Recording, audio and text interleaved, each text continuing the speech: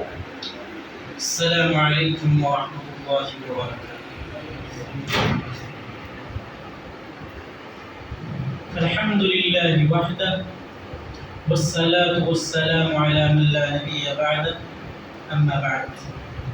اعوذ باللہ من الشیطان الرجیم، بسم اللہ الرحمن الرحیم۔ محترم مصلیان کرام، آج انشاءاللہ 7ویں پارے کا مختصر سا خلاصہ پیش کیا جائے گا۔ 7ویں پارے کے شروع میں اللہ رب العالمین نے کہا یا ایھا الذین آمنوا لا تحرموا ما احل اللہ لکم، کہ اے ایمان والو تم اپنے اوپر ان چیزوں کو حرام نہ کرو جن کو اللہ رب العالمین نے تم پر حلال قرار دیا ہے۔ جو چیزیں اللہ تعالیٰ نے حلال کر دی ہیں ان کو تم حرام مت کرو۔ انسان حلال کردہ چیزوں کو 3 طریقے سے اپنے اوپر حرام کرتا ہے۔ سب سے پہلی چیز یہ کہ وہ اعتقاد کے ذریعے سے اس کا یہ عقیدہ ہوتا ہے کہ اللہ رب العالمین نے اس چیز کو حلال قرار دیا لہٰذا میں اس کو حرام سمجھتا ہوں، دل کے اندر وہ عقیدہ بنا لیتا ہے۔ ایسا شخص کافر ہو جاتا ہے، وہ کفر کے دائرے میں آ جاتا ہے۔ اور دوسری چیز زبان کے ذریعے سے اگر کوئی شخص کہتا ہے کہ اللہ کی قسم یہ چیز اللہ رب العالمین نے حلال قرار دیا ہے لیکن اللہ کی قسم میں اسے حرام سمجھتا ہوں، تو گویا کہ اس نے قسم کھائی ہے اور اللہ رب العالمین نے اس چیز کو حلال قرار دیا، تو اسے کفارہ ادا کرنا پڑے گا۔ اس کے لیے اسے چاہیے کہ وہ اپنے قسم کو توڑ دے، ورنہ یہ چیز بھی اسے کفر تک لے جا سکتی ہے۔ اس نے قسم کھائی ہے تو قسم کا کفارہ ادا کر دے۔ اور قسم کا کفارہ کیا ہے؟ سب سے پہلی چیز یہ کہ وہ 10 آدمیوں کو کھانا کپڑا دے دے۔ یہ نہ ہو سکے، اس سے بڑی چیز اللہ تعالیٰ نے بیان کی کہ غلاموں کو آزاد کر دے، لیکن اب تو غلام کا رواج ہے نہیں۔ تیسری چیز یہ بتائی گئی کہ اگر یہ بھی نہیں کر سکتا ہے تو 3 دن کا روزہ رکھ لے۔ یہ قسم کا کفارہ ہے۔ اگر کوئی شخص قسم کھا لیتا ہے کسی معاملے میں اور توڑنا پڑ جائے تو اسے یہ کفارہ ادا کرنا ہوگا 3 میں سے کوئی ایک۔ اور چوتھی چیز عمل کے ذریعے سے کوئی انسان ویسے ہی یہ کہہ دے کہ اگر میں فلاں چیز کو نہیں کھاؤں گا تو مجھے اس پر ثواب ملے گا، تو یہ بدعت کے دائرے میں آ جاتا ہے۔ حلال چیز کو وہ اپنے نفس پر حرام کر لیتا ہے۔ اور اگر کسی وجہ سے کوئی اس کو نقصان پہنچ رہا ہے کسی حلال چیز کے کھانے کی وجہ سے، مثلا بہت ساری بیماریاں ہو جاتی ہیں، انسان حلال چیزوں کو بھی چھوڑنا پڑ جاتا ہے اس کو، تو یہ چیزیں جائز ہیں، اس کے لیے درست ہے۔ اگر وہ ایسا کرتا ہے تو وہ اس پر اللہ رب العالمین اس کا کوئی مواخذہ نہیں کرنے والا۔ اس کے بعد اللہ رب العالمین نے قرآن مجید کے اندر شراب اور جوئے کا تذکرہ کیا۔ شراب اور جوئے کا تذکرہ جس طریقے سے قرآن کریم نے بیان کیا ہے، دنیا کی کوئی کتاب اور دنیا کا کوئی علم اس طریقے سے نہیں بیان کر سکتا۔ اللہ رب العالمین فرماتا ہے یا ایھا الذین آمنوا انما الخمر والمیسر والانصاب والازلام رجس من عمل الشیطان فاجتنبوه لعلکم تفلحون، کہ اے ایمان والو یہ شراب، جوئے، انصاب اور ازلام یہ سب ناپاک ہیں، یہ شیطانی عمل ہے، اس کو تم چھوڑ دو، شاید کہ اللہ رب العالمین تمہیں کامیاب کر دے۔ شراب کو اللہ رب العالمین نے انصاب اور ازلام کے ساتھ بیان کیا۔ انصاب کیا ہے؟ زمانے جاہلیت میں لوگ اپنے بتوں کے نام پر جانوروں کو ذبح کرتے تھے اور اس کو کھاتے تھے۔ اللہ رب العالمین نے اس کو حرام قرار دیا، لہٰذا آج کے دور میں اگر کسی آستانے پر، کسی مزار پر کوئی جانور ذبح کیا جاتا ہے تو گویا کہ وہ ناجائز اور حرام ہے، اس کو کھا نہیں سکتے۔ اور ازلام، زمانے جاہلیت میں لوگ تیر لیتے تھے، اس کے اندر لکھا ہوتا تھا امرنی ربی نہانی ربی اور تیسری تیر خالی ہوتی تھی، یا یہ ہوتا تھا افعل لا تفعل اور تیسری خالی ہوتی تھی. اس کے ذریعے سے ان تیروں کے ذریعے سے وہ اپنی قسمت کو آزماتے تھے، اس کو نچاتے تھے ہاتھوں میں لے کر، اور جو نکلتا تھا پھر اس پر وہ عمل کرتے تھے. اگر کوئی معاملہ ہوا ان کو کسی کام کو کرنا ہے تو ان تیروں کے ذریعے سے کرتے تھے. اگر آ گیا کہ اس کو کرنا ہے تو وہ کرتے تھے، اگر آ گیا تیر کے اندر کہ نہیں کرنا ہے تو نہیں کرتے تھے. اگر خالی آ گیا تو تب تک نچاتے تھے جب تک کچھ نہ کچھ اس میں نکل آئے. اللہ رب العالمین نے کہا رجسن، ناپاک ہے. کوئی آدمی شراب پی لے تو وہ نالے میں گندگی کے اندر پڑا رہتا ہے. رجسن، ناپاک چیزیں یہ سب. عمل الشیطان، گویا کہ شیطان جو ہوتا ہے وہ ناپاکی کی جگہ میں ہوتا ہے، اور یہ ناپاکی ہے. اللہ رب العالمین نے بیان کیا فاجتنبوہ. جنب کہتے ہیں کنارے کو. مثال کے طور پر مسجد کا ایک کنارہ یہ ہے، ایک کنارہ یہ ہے. اگر یہ دونوں کنارے مل گئے تو مسجد بچے گی؟ نہیں بچے گی، مسجد ختم ہو جائے گی. اللہ رب العالمین نے کہا فاجتنبوہ، گویا کہ ایک مسلمان اور ایک شراب دو کنارے ہیں، یہ کبھی مل نہیں سکتے. اگر یہ دونوں مل گئے تو انسان کیا ہو جائے گا؟ شراب کیا کرتی ہے؟ انسان کی عقل کو ڈھانپ لیتی ہے، اس کو سمجھ میں نہیں آتا ہے شراب پینے کے بعد وہ کیا کرے. وہ اللہ کے بہت سارے احکام کی نافرمانی کر بیٹھتا ہے. دوسروں کو کوئی سامنے آ گیا ان کو گالی گلوچ دے دے گا، اپنے گھر کے اندر اپنی بیوی بچوں کو مارتا پیٹتا. یہ سب شیطانی اعمال ہیں، برے اعمال اور گندے اعمال ہیں. اللہ رب العالمین نے ان ساری چیزوں سے منع فرمایا. اور اس کے بعد اللہ رب العالمین نے شراب کو ام الخبائث کہا، تمام گناہوں کی، تمام خبیث چیزوں کی ماں. اور تو اس کے بعد اللہ تعالیٰ نے نماز کا ذکر کیا. نماز جو ہے وہ کیا ہے؟ ام الاطاعات ہے، تمام اطاعت کی ماں ہے. جیسے شراب کے ذریعے سے تمام گناہوں کا ایجاد ہوتا ہے، ویسے ہی نماز اگر کوئی انسان پڑھتا ہے تو نماز سے وہ اللہ رب العالمین کی مزید فرما برداری کرتا ہے اور بہت سارے نیکیوں کے کام کو کرتا ہے. یہ ہوتا ہے دونوں کے اندر فرق. اب اگر کوئی انسان شراب پی لیتا ہے تو گویا کہ شراب نماز سے روک دیتی ہے، اور نماز، اگر کوئی انسان نماز پڑھتا ہے تو نماز حیا سے اس کو روکتی ہے. لیکن اگر کوئی شراب پی لیا، وہ نماز سے رک گیا، گویا کہ وہ حیا کے اندر بے حیا ہو گیا، بے شرم ہو گیا، کیونکہ نماز اس نے نہیں پڑھی. نماز تو حیا سے روکتی ہے نا.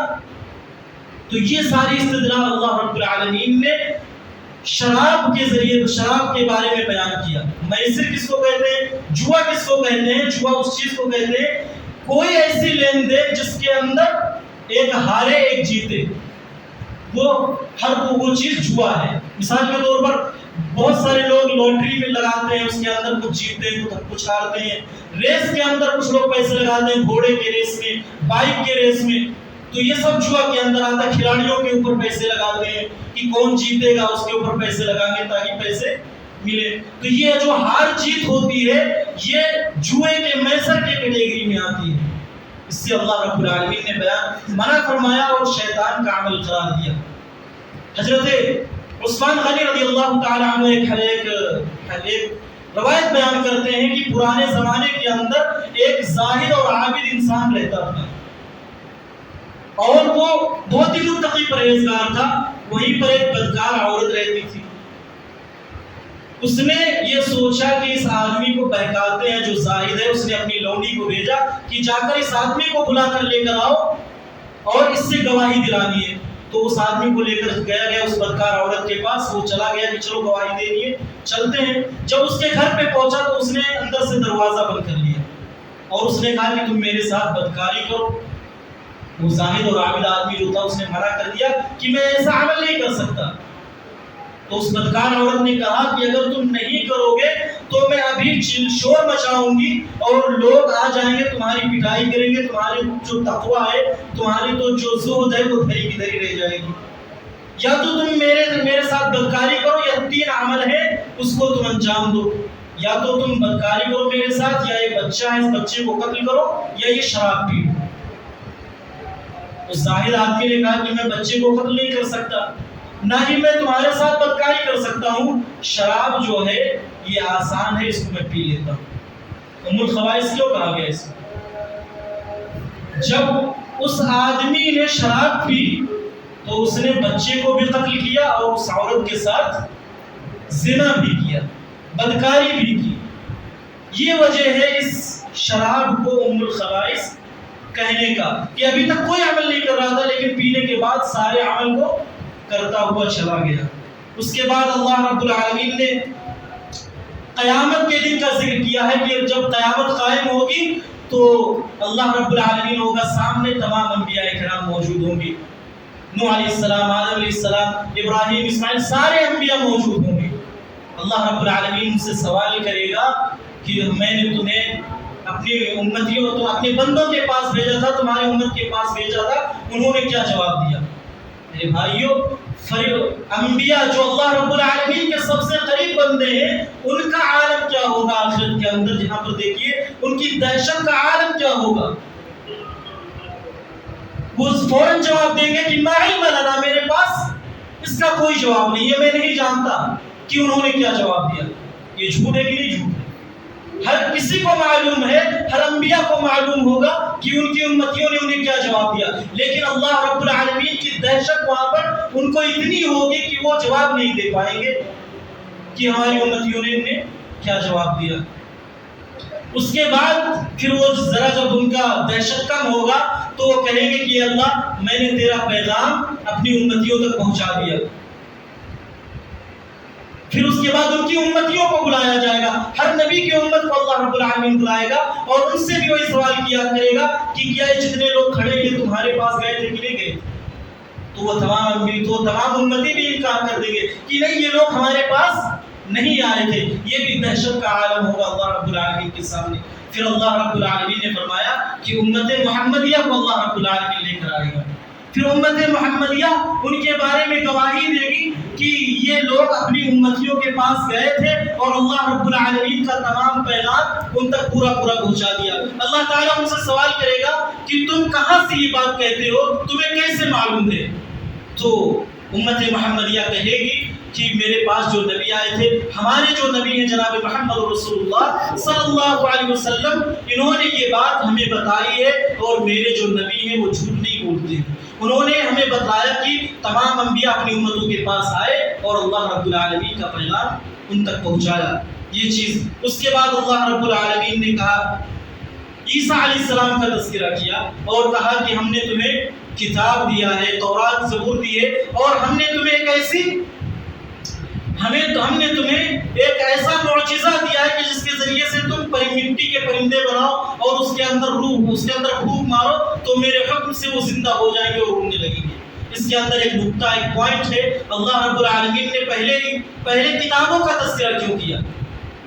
پہلے تو معجزے کا بھی ذکر کر سکتا تھا، لیکن کتاب جو ہے وہ روحانی زندگی کو زندہ کرتی ہے، روحانی زندگی بخشتی ہے، اور جو معجزہ ہوتا ہے یہ جسمانی زندگی کو زندہ کرتا ہے اور اس کو زندگی بخشتا ہے۔ اس لیے اللہ رب العالمین نے پہلے روحانی زندگی کے بارے میں بتایا، اور یہ دوسرا نقطہ یہ معلوم ہوتا ہے کہ پہلے بھی جتنے انبیاء کرام آئے تھے ان کو اللہ رب العالمین نے عملی معجزہ دیا تھا، جتنے بھی انبیاء آئے تھے، لیکن جناب محمد رسول اللہ صلی اللہ علیہ وسلم جب آئے تو اللہ تعالیٰ نے ان کو علمی معجزہ دیا، اور وہ کیا ہے؟ قرآن مجید ہے۔ کوئی عالم ہے، اس کا عمل اس کی زندگی تک رہتا ہے، جب وہ مر جاتا ہے تو وہ عمل ختم ہو جاتا ہے، لیکن علم، کسی بھی عالم کا علم اگر وہ دنیا سے چلا گیا اس کے بعد بھی اس کا علم باقی رہتا ہے، اور اللہ کے رسول صلی اللہ علیہ وسلم کا معجزہ آپ کے جانے کے بعد دنیا کے اندر موجود ہے اور انشاءاللہ قیامت تک موجود رہے گا۔ اس کے بعد اللہ تعالیٰ نے کہا فَإِن تُعَذِّبْهُمْ فَإِنَّهُمْ عِبَادُكَ وَإِن تَعْفُوهُمْ فَإِنَّكَ عَزِيزٌ حَكِيمٌ۔ یہ وہ آیت ہے جس کے بارے میں علامہ ابن قیم رحمۃ اللہ علیہ بیان کرتے ہیں کہ اللہ کے رسول صلی اللہ علیہ وسلم ایک مرتبہ تہجد کی رات میں پوری کی پوری رات اسی ایک آیت کو پڑھتے رہے۔ اس کا ترجمہ کیا ہے؟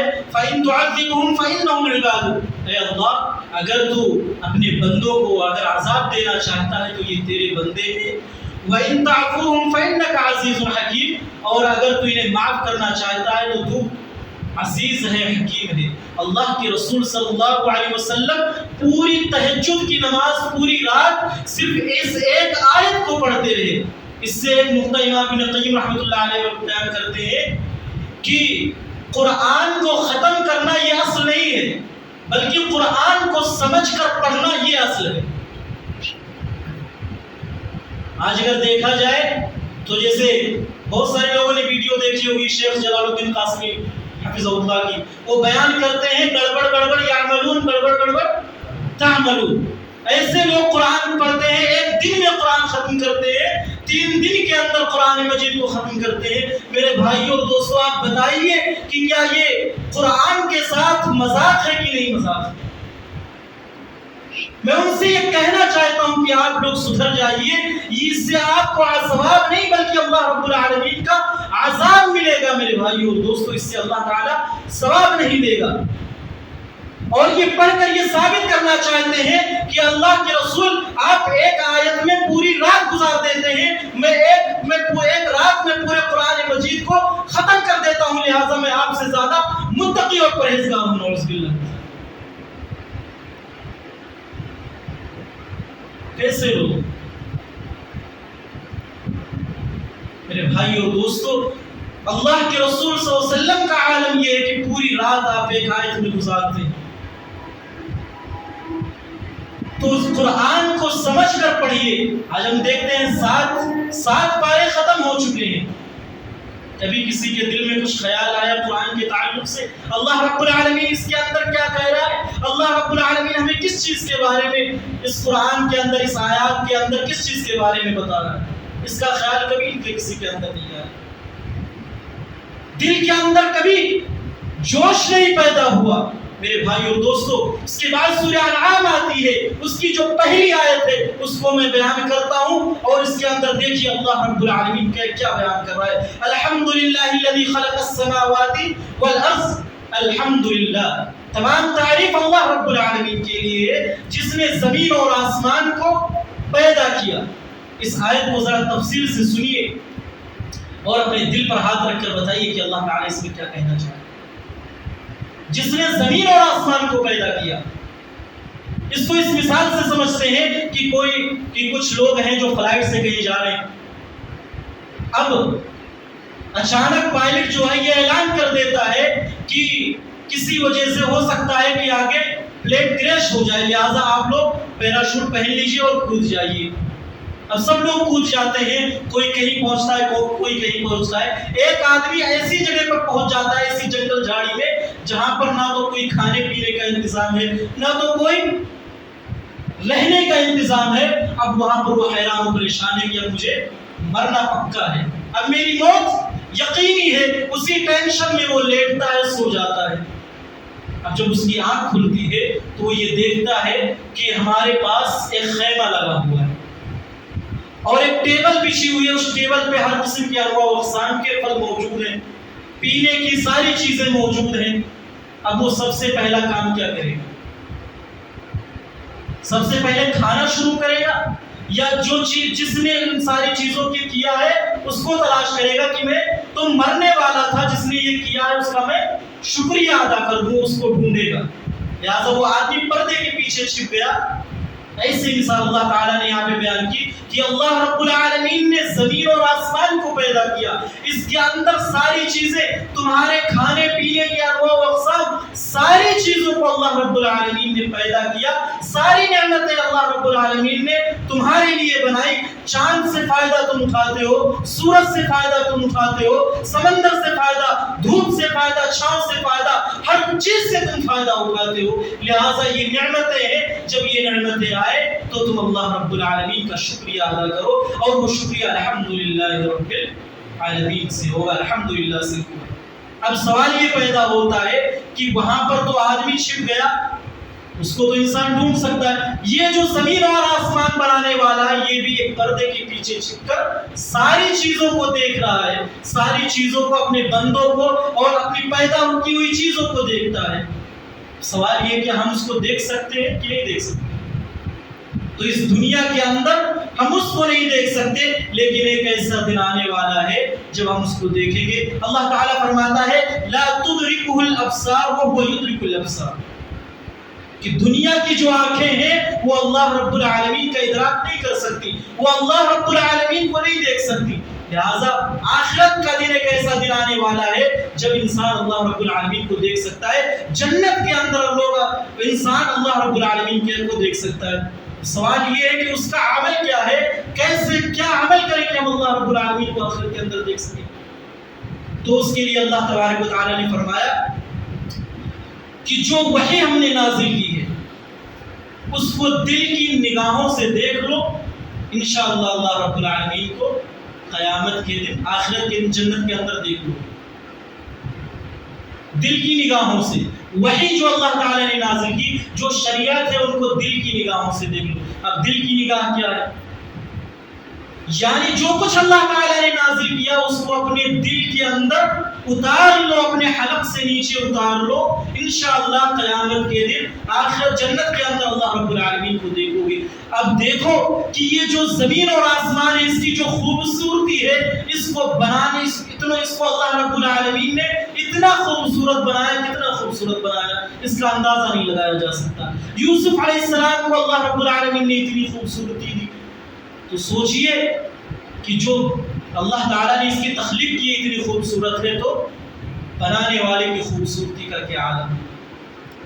ان اللہ جمیل و یحب الجمال، اللہ رب العالمین خوبصورت ہے، خوبصورتی کو پسند کرتا ہے۔